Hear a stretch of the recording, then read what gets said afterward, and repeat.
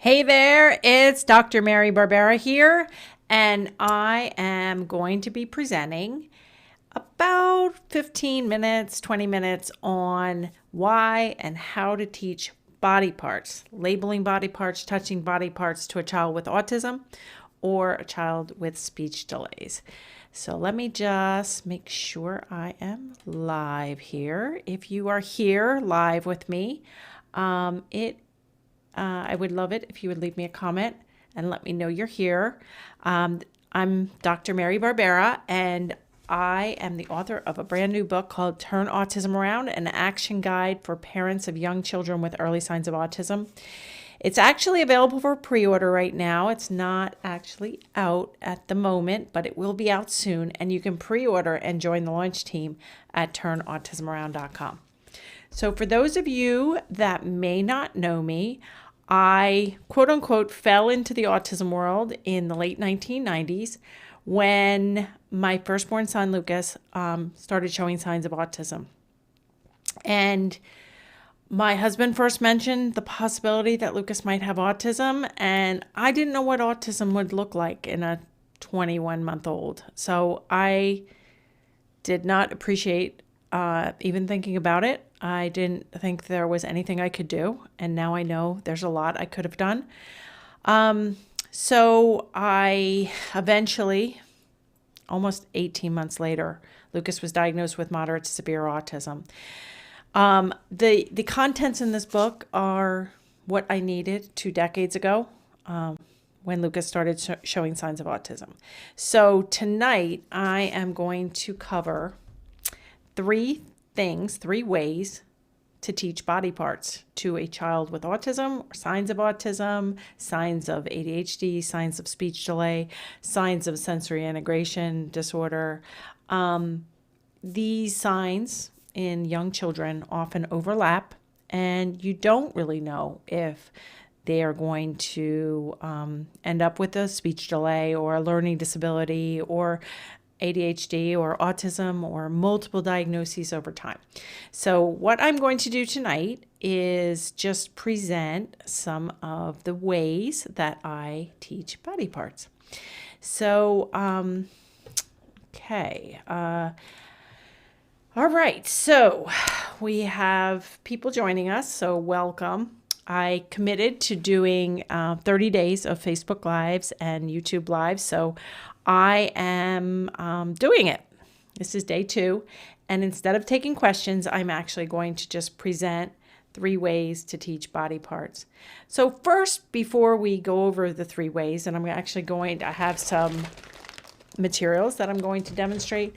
Before we do that, I just want to talk about the importance of body parts. Like, why is it important to teach body parts, and what's the big deal? Even if a child can't speak at all, touching body parts is one skill that there's 2 parts of language. There's the talking, expressive language part, but there's also the understanding part of language. And we call that receptive language. And that is often tested by touching body parts. Touch your head, touch your nose, touch your belly. I made the mistake more than 2 decades ago when Lucas was young, when people would ask me, when professionals would ask me, well, does he touch his body parts? Oh, yeah, he can touch his head and his toes and his belly and his nose. They're like, great. And so I mistakenly thought he could touch his body parts. So then when they tested Lucas, touch your belly, touch your nose, touch your head, he didn't do it. And so they came back to me and they said, so Lucas isn't really touching his body parts.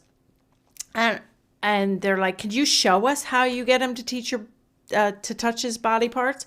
I said, oh yeah, you have to sing the Barney song. First we touch our head and then our toes and then our knees and then our nose, or whatever the song was.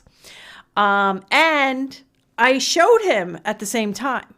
So now I'm coupling the same order, and I'm showing him, not just assessing with my hands, sitting on my hands, touch your nose, touch your belly, touch your toes, out of order, with no imitation prompts or cues. So I messed up. I was trying to make Lucas have more abilities than he did. And I didn't know how to teach him. I didn't know how to teach him to touch his head or how to say head. So it's really important even for older kids. And my son is now an adult. He's 24 years of age. And it's really important as kids grow up that they learn to touch, label in some way their body parts, because like Lucas had severe head pain, and that was causing him problems. I remember the one morning he woke up and he's like, boo boo on my neck. If he wouldn't have been able to say that, I would have not known that there was a problem. So having children label body parts, touch their body parts, even, you put your hat on your head or get your leg through the hole of pants. There's a lot of directions we give kids, let alone like use your right foot to kick the soccer ball, or, there's just so many things that come along with body parts. Body parts are also an excellent thing to start with because we all have them. There's no materials to gather and they're mostly one syllable. Nose, ear, eye, mouth, head, hair. So one syllable words are better than starting with multi-syllable words. At least in English, they are in one syllable. So for those reasons, I think you'll agree that learning how to teach children body parts, both to touch their body parts, receptive language, as well as to express their body parts, to label their body parts, should be an important goal if your child is not doing that. So we're going to get into the 3 easy ways to teach body parts. And I'm just going to take a small break here and make sure we have somebody here that said, hi, I pre-ordered my book. Can't wait to get it. Excellent. Okay, so we have a few people commenting, and for those of you just joining, we're going to talk about the 3 ways to teach body parts. Before I get to the first way, just remember, if you haven't pre-ordered the book, Turn Autism Around, you're going to want to do that. There is lots of techniques in the book. There are chapters on increasing talking, decreasing tantrums, teaching kids to sleep through the night in their own bed, to expand their diet if they're picky eaters, how to potty train more easily, how to go to the doctor's, dentist, haircuts, desensitization to aversive. A lot of kids with autism have aversions and to many community outings, and I address all of that from my background as a mom to a son with autism, my background to a mom of a typically developing son, to my background as a registered nurse, and my background as a board-certified behavior analyst. So I wear lots of hats, and I come up with simple ways to teach both parents and professionals how to help kids with signs of autism, whether or not they have a diagnosis or not. Okay, so the number one way, so somebody just said, where can we buy the book? It's on the screen now, turnautismaround.com, for all the details, the pre-order details, as well as how to join the launch team and get the pre-order bonuses. All right, so the first way I teach body parts, both receptive and expressive body parts, is to use potato head, which Hasbro's potato head has been making the news, which I found out as I watched SNL over the weekend. But we are not going to talk about the controversial parts of potato head. We are going to talk about what a great toy potato head is, and for teaching all kinds of skills, but really for teaching body parts. It's really one of my very, very favorite toys. So the way I teach it is I have the child sitting at a table diagonal from me, so that they're not too far away from me, but they're still kind of looking at me to some degree. And then I usually start with shoes. So shoes, I use the 1 word times 3 strategy. Shoes, shoes, shoes. Child doesn't have to say anything. We basically build Potato Head as we go. I usually start with the shoes so that Potato Head can stand up. So I don't have a high table, so I'm just going to hold it.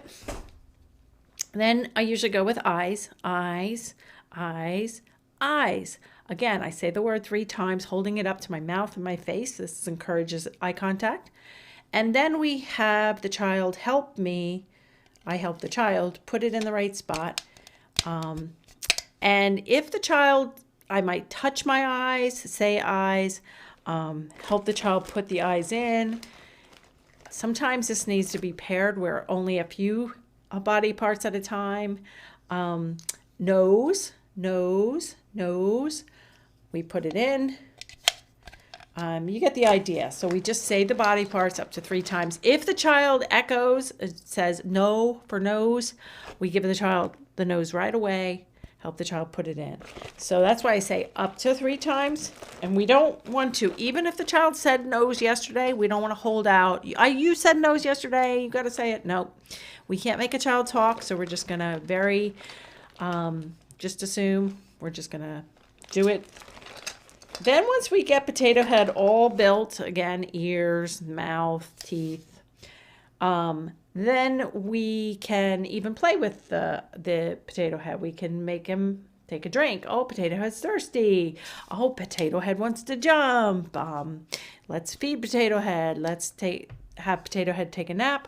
Then we undo Potato Head. And the other key thing is to keep Potato Head all together in a bag or a box or something that is closed, that we're not losing the nose, or we don't let the child play with Potato Head in between our sessions, because chances are it will become, all over the place, and it won't be an educational toy like it is.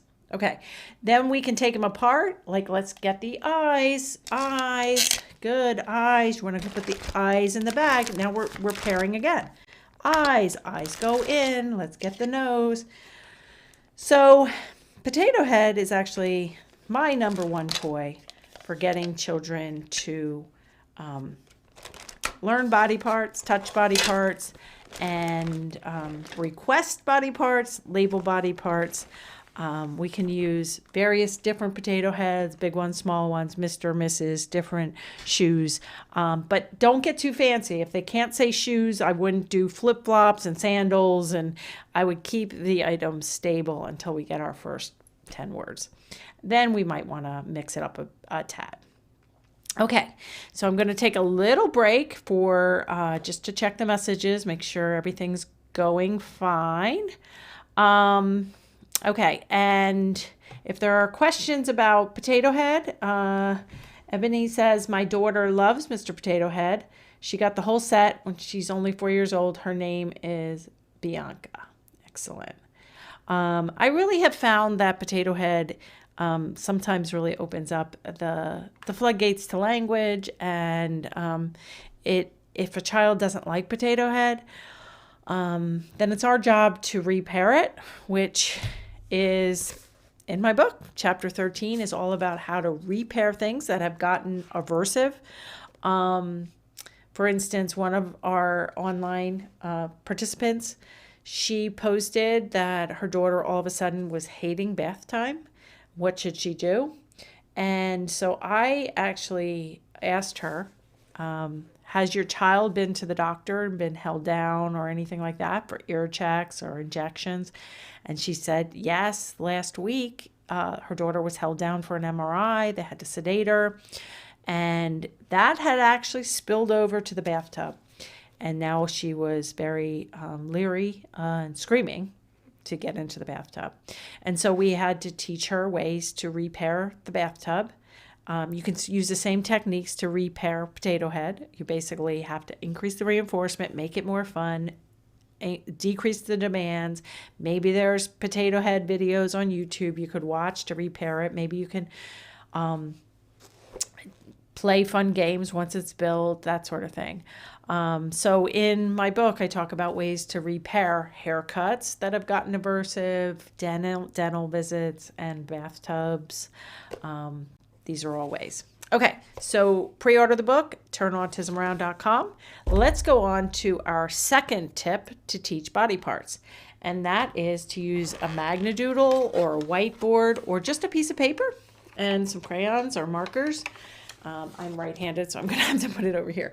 Okay, so we want to get a Magnadoodle or something you can write with. And then we just draw a circle, circle, or face, and then eyes. What does he need? He needs eye. Oh, he needs eye. Good. Eyes. And you draw, and the child can watch. If you have a 4 or 5 year old child, they could have their piece of paper and they could do it with you. That would build imitation skills. Again, nose, mouth, teeth. Let's do teeth. I probably would not expand, brush your teeth. We go to the dentist, he checks our teeth. It's too much language. We're just working on one word, one utterance, preferably one syllable. Ear, head, hair. Okay, now we're going to draw hair, arms, legs.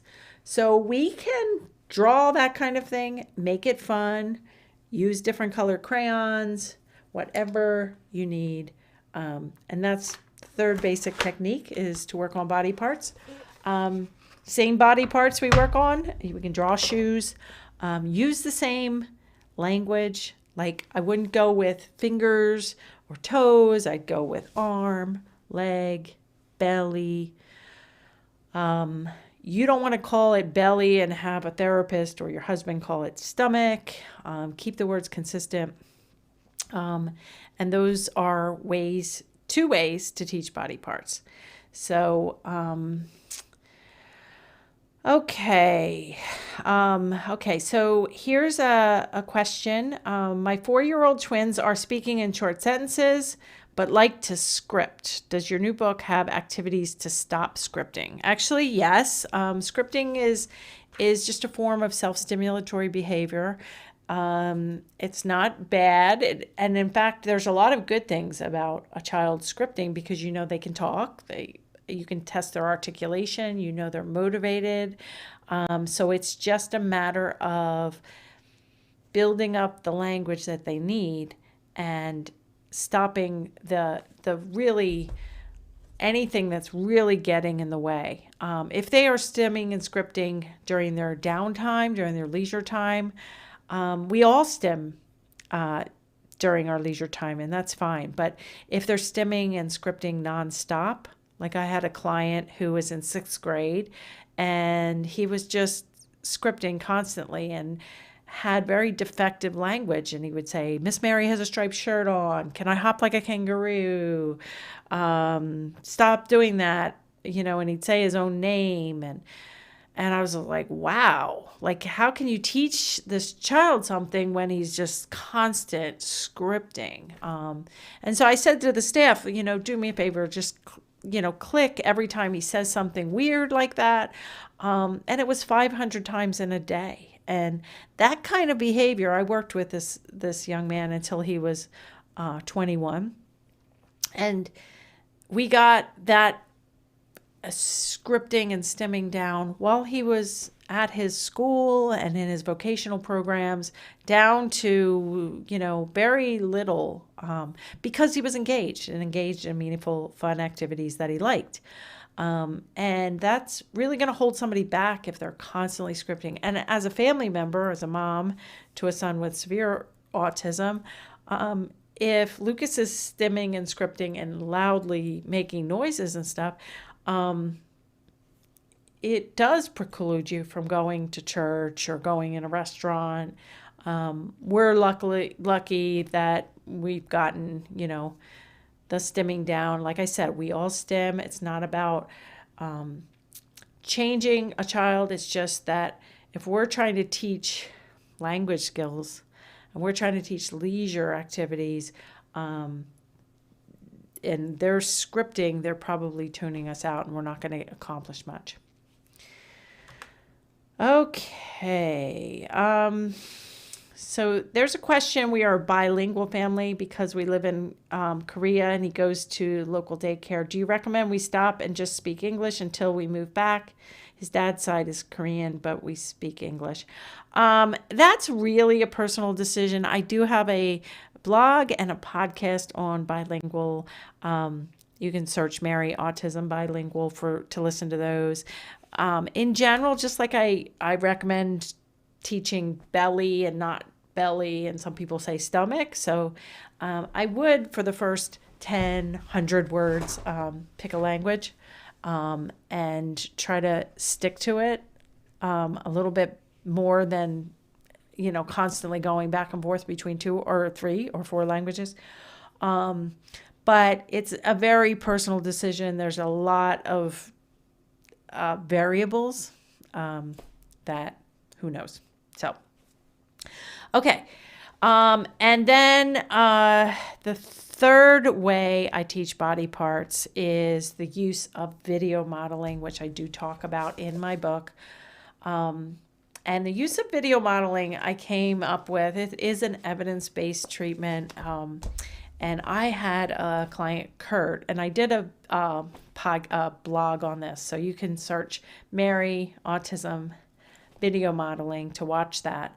But I had Kurt talking a little bit. And so I was there for like 2 hours at a time. And in the 2 hours, he would say about 10 words. And they were almost always body parts, eyes, ears, nose, probably because we worked with potato head and the magnadoodle, like the first 2 steps. And he just was not echoing. We were graphing 10 words in 2 hours, and the graph was pretty flat. So I decided to teach, to do a couple videos because I was going to be away for a couple of weeks over holidays. And I did this video, which I still have somewhere. But basically I was like head, eyes, nose, mouth, teeth, glasses. And then I just said, hi. I did that. And then I did another video, head, shoulders, knees and toes, knees and toes. And I just stood up, did the whole song, had the therapist record me, sent the videos to mom, said, can you put these on Kurt's iPad while I'm gone? We'll just see, maybe this will do something. I forgot about it when I went back after the holidays. It had been 2 or 3 weeks. I walked in, I'm like, hi. And Kurt said, hi, eyes, nose, mouth, teeth, glasses, hi. I mean, literally in the same order. And I was like, oh my gosh, you put the videos on his iPad and now he's talking. That's amazing. So from that day on, we got 100 words in 2 hours, and we put a lot of things on video for Kurt. We put this on video, circle, eye, nose, mouth, we put touch banana, and we would have a hand go down and touch banana. I mean, he just learned so much better with video, at least in the beginning. Those are 3 ways. Hopefully I've convinced you that teaching body parts is actually a really good idea. Whether or not you have a child with autism, with a speech delay, or just a young child that you want to teach body parts to, it will always be great if they can learn their body parts and they can tell you if they're in pain, they can tell you a lot of things, and they can follow directions in school, in the community, and at home. So those are my 3 tips to teach body parts. Hopefully you enjoyed those. I'll just answer any last questions, and then Matt Man is very good teaching to draw face features. I've heard about that very slightly, but sounds like a good idea along the same lines. And if you have toys, different toys, stuffed animals, those sorts of things. But I like toys with parts in general because you can take the parts and you can get one part at a time versus a stuffed animal where it's already put together. Okay, so I have committed to coming on live every day in March. My book comes out March 30th, but you can get it for pre-order at turnautismaround.com. If you pre-order now, I also have some bonuses to join my launch team to get the first 2 chapters right away. And you can help me spread the word about how to increase talking, decrease tantrums, and learn many skills that are good for any child, regardless of whether they have a diagnosis or not. So hope you enjoyed that brief tutorial on 3 ways to teach body parts, and maybe I'll see you here tomorrow at some point when I go live for day 3. Have a good one. Bye.